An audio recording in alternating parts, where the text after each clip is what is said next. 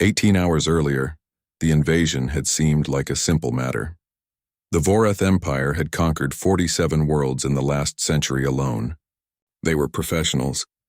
This was supposed to be easy. Zekthor remembered standing in the war room of the mothership Eternal Hunger, surrounded by the fleet's finest commanders. Admiral Kreshetal had been confident, almost bored. A primitive world, the Admiral had said, gesturing at the holographic image of Earth. Pre-space flight civilization. They're still burning fossil fuels. Will be done in 3 rotations. Harvest the resources, take the strongest specimens for the slave markets, eliminate the rest. No one had questioned it. The Vorath way was simple. Find a weak world, take what you need, move on. They had done it dozens of times, but someone should have asked why a pre-space flight. Civilization had destroyed 2 of their scout ships the previous month. Someone should have wondered why those ships never sent a distress signal. They just vanished. Zekthor had been assigned to the ground assault team. His job was to establish a beachhead in one of Earth's major population centers, assess the military response, and secure valuable infrastructure. They chose a city the humans called New York. The drop pod screamed through Earth's atmosphere at dawn. Zekthor stood in his pod, surrounded by 9 elite warriors. They wore powered armor that could withstand plasma fire. They carried weapons that could level buildings. For the Empire, Zekthor growled into the comm. For the Empire. His warriors roared back. The pod struck concrete with a deafening crash, right in the middle of something the humans called Times Square. The doors exploded outward, and Zekthor's team emerged into chaos. Humans scattered in all directions, screaming. Vehicles collided, the air filled with the sound of panic. Perfect. Establish perimeter, Zekthor commanded. Show them the might of... The bullet hit him in the chest plate. It didn't penetrate, of course. Vorath armor could stop plasma. A primitive kinetic projectile was nothing, but more bullets followed. Dozens, hundreds. Zekthor spun to see a human male standing on top of a vehicle firing a handheld weapon. The man's face was twisted with rage, not fear. He was wearing some kind of blue uniform. Police officer, Telshaw translated, her computer accessing Earth's data networks.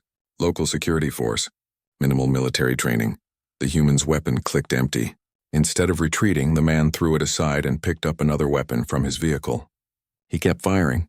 Amusing, Zekthor said. He raised his plasma rifle and fired a warning shot above the human's head, vaporizing the corner of a building. Surrender or... Something hit his helmet with tremendous force, snapping his head sideways. Another human, a female, had thrown a metal cylinder from a nearby construction site.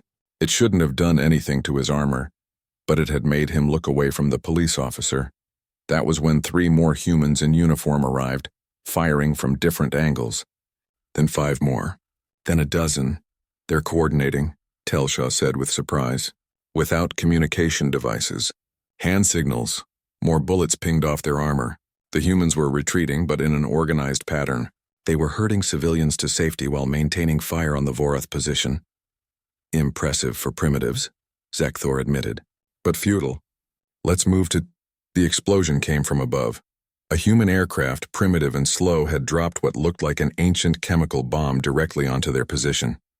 The blast wasn't strong enough to breach their armor, but the shockwave scattered his team across the square.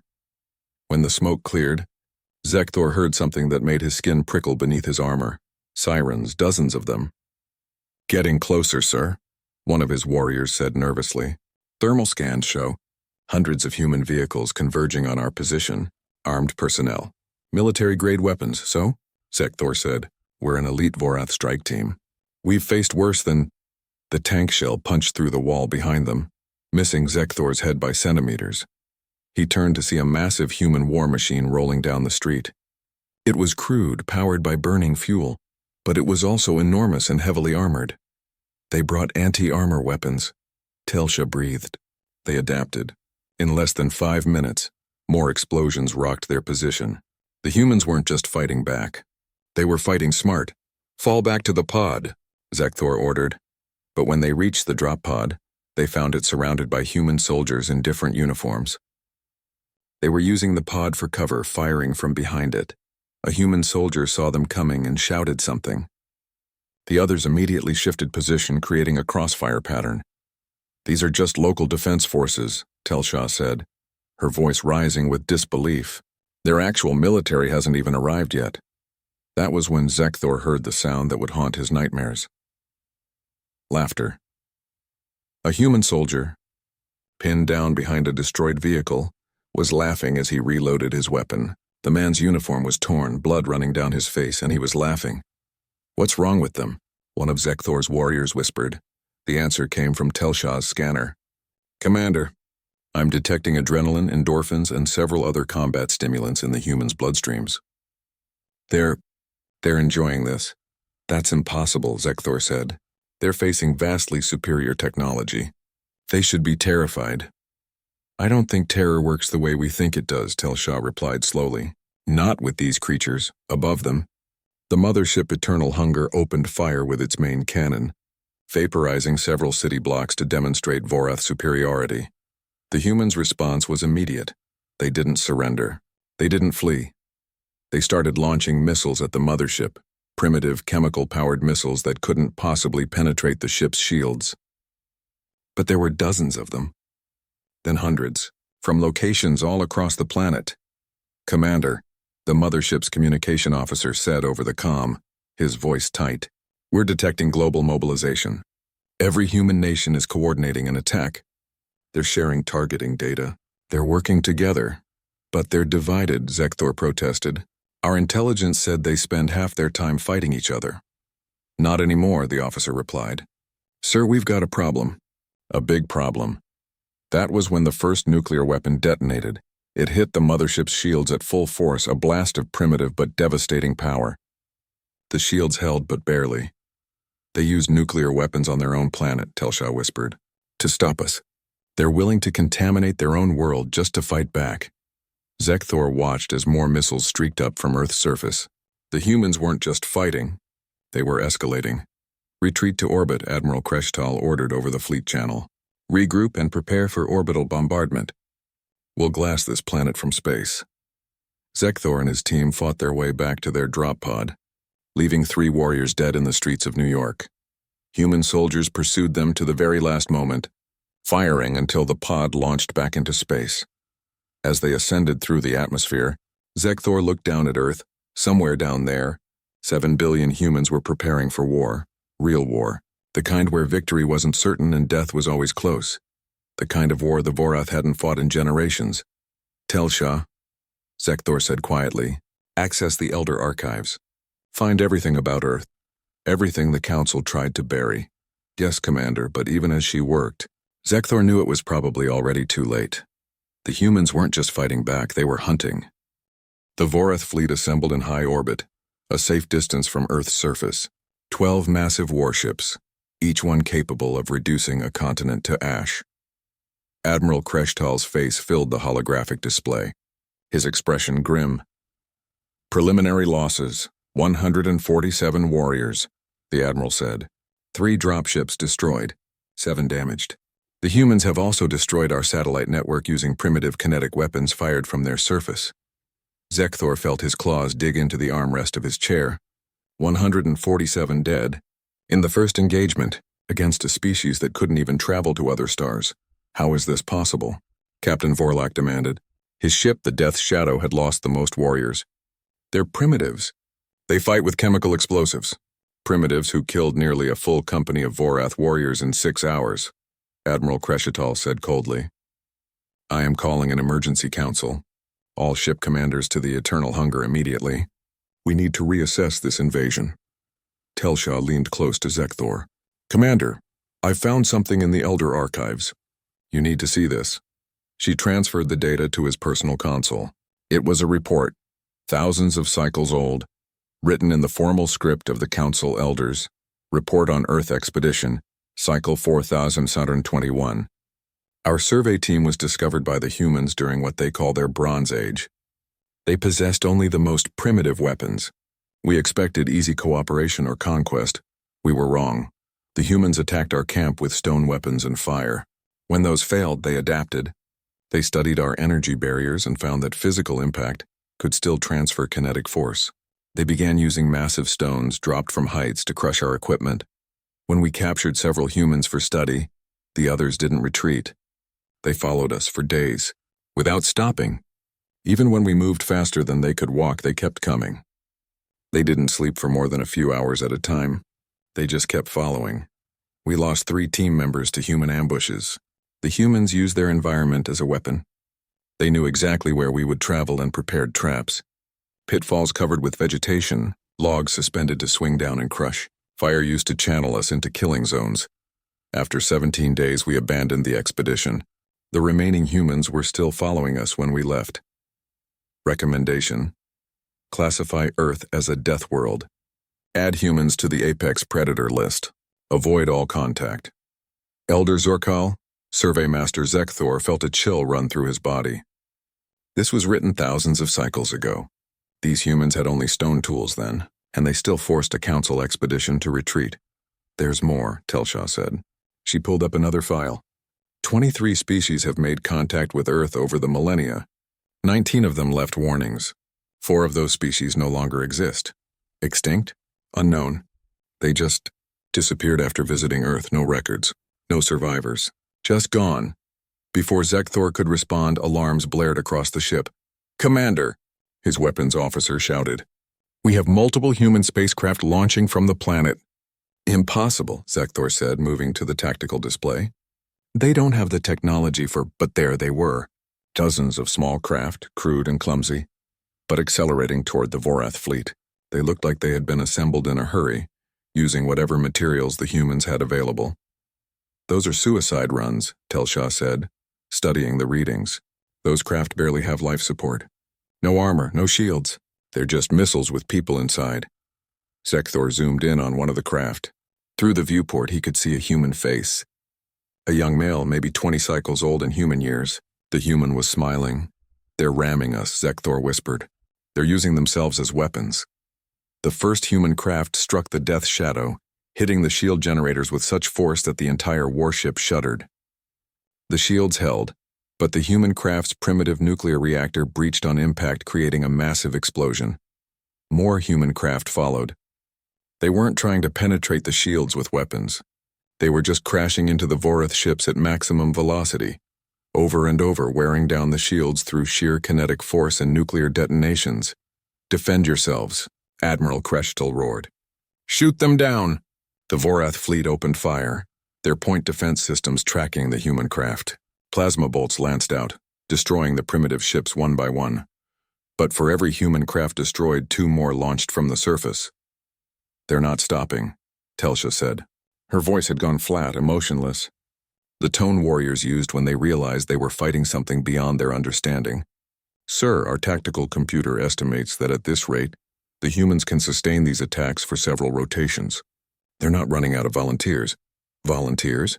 Zekthor said. "These are suicide missions. You're telling me humans are volunteering for this?" "Reading their transmissions now," Telshaw said.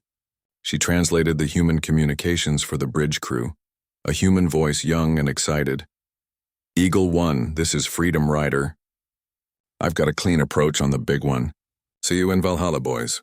Another voice, female and calm. "This is Dr. Sarah Chen aboard Science Vessel Delta. I've calculated the optimal impact point for maximum damage to their shield generators. Transmitting coordinates now. Tell my kids I love them." A third voice, older, gravelly. "Retired Air Force reporting for duty one last time. That shield's going down on my watch. America sends its regards, you alien bastards." The bridge fell silent. "They're not soldiers," one of Zekthor's warriors said quietly. "Some of them are civilians, scientists, elders, and they're still coming." Captain Vorlak's voice crackled over the comm. "Admiral, the Death Shadow is taking critical damage. Our shields are at 20%. These savages are actually..." The transmission cut off as another human craft struck the Death Shadow directly amidships. This time the shields failed. The human ship, no bigger than a Vorath shuttle, punched through the armor plating and detonated inside the warship. The Death Shadow broke apart in a ball of fire and debris. 2,000 Vorath warriors. "Gone in an instant! All ships retreat!" Admiral Kreshtal bellowed. "Pull back to defensive position now!" The remaining Vorath warships began maneuvering away from Earth, their engines burning bright as they climbed to higher orbit. But the humans followed. More craft launched. Not just the suicide runs now. The humans were sending up anything that could fly. Military jets retrofitted with rocket boosters. Commercial satellites weaponized with explosive charges. Even space debris they had somehow rigged to adjust its orbit. They're using everything, Telsha said with something like awe in her voice. Anything they can throw, launch, or shoot. If it can reach us, they're using it as a weapon. The Voreth fleet established a new position, 3 times farther from Earth. They counted their losses. The Death's Shadow, destroyed. The Nightfang crippled in venting atmosphere, 5 other ships with moderate to severe damage, and the humans were already building more craft on the surface. This is madness, Admiral Kreshtal said during the emergency council. All 12 ship commanders were present, their holographic forms gathered in the war room. They should be surrendering. We still have overwhelming superiority. We can bombard them from orbit. Can we? Captain Zilrath interrupted. She commanded the Void Striker, one of the few ships that had escaped undamaged. Admiral, I've been running the numbers. If we move into bombardment range, the humans will swarm us with these suicide craft. Our shields can't handle sustained impacts from that many nuclear-powered vessels. Then we stay at this range and use long-range weapons, Vorlak snarled. At this range, our accuracy decreases significantly, Zilrath countered. The humans can track our shots and evacuate the impact zones. We'd be firing blindly, so we fire enough shots to carpet the entire surface. Vorlak's fist slammed on the holographic table. We have the firepower to destroy this planet, do we? Telsha's voice was quiet, but everyone heard her. She was the most junior officer in the council, but something in her tone demanded attention. Admiral, permission to present my findings? Kreshtal studied her for a long moment. Granted, Telsha pulled up data on the holographic display. I've been analyzing human behavior patterns. They have a concept they call mutually assured destruction. During their own history, they developed weapons capable of ending all life on their planet. Multiple nations had these weapons, all aimed at each other. So they're familiar with extinction-level threats, Zilrath said. That explains their willingness to use extreme measures. No, Telsha said. You don't understand. They lived with these weapons pointed at each other for nearly a century. They went about their daily lives knowing that annihilation could come at any moment. They raised children, built cities, explored space, all while under constant threat of total extinction. She zoomed in on Earth, showing the locations of human military installations, and they never used the weapons on each other. They came close, but they always pulled back from the edge. So they're cowards after all, Vorlak said with satisfaction. No, Zekthor said suddenly. He had been silent throughout the council, studying the data. They're patient. They're cautious. But when they commit to a fight, they don't hold back. He gestured at the wreckage of the Death's Shadow, still tumbling through space. They held back against each other because they wanted to survive. But us, we're not part of their tribe. We're not human. To them, we're the enemy. And they've spent their entire evolution learning how to kill enemies. Admiral Kreshetal's face had gone pale. What are you saying, Commander? I'm saying the elders were right, Zekthor said. We should have avoided Earth because these humans, they're not like other species we've conquered. They don't surrender when faced with superior force. They adapt. They learn. They improvise. And they never ever stop hunting. Before anyone could respond, every alarm on every ship began blaring at once. Admiral, the communications officer shouted. We're detecting a massive energy surge from Earth's surface. Multiple locations. They're launching something. The holographic display showed what looked like hundreds of missiles rising from Earth, but these weren't the crude nuclear weapons the humans had used before. These were different. Reading the telemetry now, a sensor officer said, his voice rising with panic. Admiral, those are kinetic impactors. The humans have launched what appears to be thousands of solid metal rods from their surface. No explosives, just mass and velocity. Kinetic weapons? Kreshtal said. That's impossible. The energy required to launch that many. They're using their entire planetary power grid, the sensor officer interrupted. Every nuclear power plant. Every power station. They've diverted everything to massive electromagnetic launchers. They built them in less than 2 rotations. Telsha pulled up the calculations. Impact in 47 seconds. They're targeting our shield generators specifically. If those hit, evasive maneuvers, Admiral Kreshtal roared. All ships scatter. But the Vorath warships were massive, designed for overwhelming firepower, not maneuverability. They began turning, their engines straining. But it was like trying to change the direction of a moon. The first kinetic impactor hit the Eternal Hunger. It was just a solid rod of tungsten, 4 meters long and half a meter thick. No explosive, no warhead, just metal moving at incredible velocity. It punched through the shield like it wasn't there, pierced the armor, went completely through the ship and out the other side. Then the second one hit, and the third, and the fourth. The Eternal Hunger shuddered like a wounded beast. Atmosphere vented from dozens of breaches. Internal fires erupted. Warriors died by the hundreds as entire sections of the ship decompressed. "Abandon ship," Admiral Kreshtal ordered. "All hands to the escape pods." But there were hundreds more rods coming. The sky filled with streaks of light as the human weapons continued their deadly rain. They hit with mathematical precision, targeting engines, shields, weapon systems. The humans had studied the Vorath ships during the brief engagement. They had identified every weakness, and now they were exploiting those weaknesses with terrifying efficiency. 3 more warships died in the barrage. Just came apart, ripped to pieces by the kinetic impacts. Zekthor watched. From the Crimson Talon as the fleet, the mighty Vorath war fleet that had conquered dozens of worlds, scattered in panic. "Get us out of here," he ordered. "Maximum burn. Away from Earth." "Sir," his helmsman said. "If we run, we'll be declaring defeat. The Empire will have to accept that we encountered something we couldn't conquer," Zekthor said. "Now move." The Crimson Talon turned and burned, its engines pushing to maximum. Around them, the other surviving ships did the same. They fled. The mighty Vorath Empire, terror of 3 galaxies, ran away from a primitive world that hadn't even mastered faster-than-light travel. But they didn't run fast enough. The Crimson Talon limped through space, its engines damaged, its shields at minimum. Behind them, Earth grew smaller, but not small enough. "Status report," Zekthor demanded. Telsha worked at her console, her hands moving with practiced efficiency despite the ship's constant shuddering. 11 ships destroyed. The Eternal Hunger is gone. Admiral Kreshtal's escape pod made it out, but... Commander, we've lost over 70% of the fleet. 70%, the number was incomprehensible. The Vorath had fought wars that lasted years and never suffered such losses. And the humans had done this in less than 3 rotations. "What's our status?" Zekthor asked. "Main engines at 40% capacity. Shields failing. Life support stable. Weapons offline. We took a glancing hit from one of those kinetic weapons. It sheared off our main cannon." Zekthor studied the tactical display. The remaining Vorath ships were scattered across space, each one limping away from Earth at whatever speed they could manage. They looked less like a fleet and more like prey animals fleeing a predator. "Can we reach the jump point?" Zekthor asked. The nearest wormhole that would take them back to Vorath space was 3 stellar days away at full speed. With damaged engines, it would take more than a week.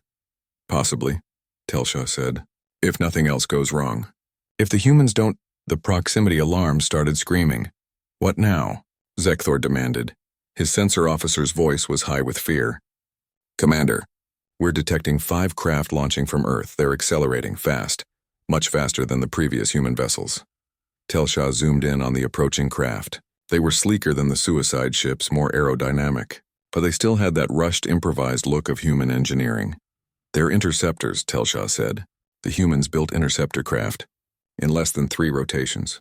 They must have converted their military fighters, added rocket stages, removed everything non-essential." "How fast are they moving?" Zekthor asked. "Faster than us?" "They'll intercept in 14 minutes. Zekthor felt his heart sink. "With our weapons offline, we can't defend ourselves." "Can we outrun them?" "No, sir." The bridge fell silent except for the steady beep of the proximity alarm, counting down to the humans' arrival. "Why?" one of Zekthor's warriors whispered. "Why are they still coming?" "They won. We're retreating." "Why not let us leave?" Telsha pulled up a human transmission. The words appeared on the holographic display, translated from one of Earth's primary languages. "They came to our world. They killed our people. They tried to enslave us. There can be no peace while they live. Hunt them. Hunt them all." "They're not defending anymore," Telsha said quietly. "This is revenge. They want us extinct." Zekthor thought about all the worlds the Vorath had conquered, all the species they had enslaved or exterminated. The Vorath had always been the hunters, now they were the prey. All hands to battle stations, Zekthor ordered. Prepare for boarding action. If they're coming for us, we'll make them bleed for it. His warriors armed themselves, checking their weapons, their armor. They were still Vorath, still warriors. They would fight to the end. But as Zekthor watched the human craft approaching, he couldn't shake the feeling that the fight was already over. The 5 human interceptors caught up to the Crimson Talon 12 minutes later. They matched velocity, pacing the Vorath ship like predators circling wounded prey. They're not attacking, Telshaw said with confusion. They're just following us. Scan them, Zekthor ordered. The scans revealed something disturbing. The human craft were barely holding together. The hull plating was mismatched, obviously scavenged from different sources. The engines were burning hot, operating beyond safe parameters. Life support was minimal, and each craft held only 2 humans. 10 humans, Zekthor said. They sent 10 humans to hunt down a Vorath warship with a crew of 27. One of the human craft pulled alongside the Crimson Talon. Through the viewport, Zekthor could see the pilot clearly. It was a human female, middle-aged by their standards. She wore what looked like a flight suit covered in patches and symbols. Her face was weathered, experienced, and she was looking directly at him. She raised her hand and pointed at the Crimson Talon. Then she made a slashing gesture. Across her throat, the meaning was clear. They're communicating with each other, Telshaw said. Short-range radio, unencrypted, they want us to hear.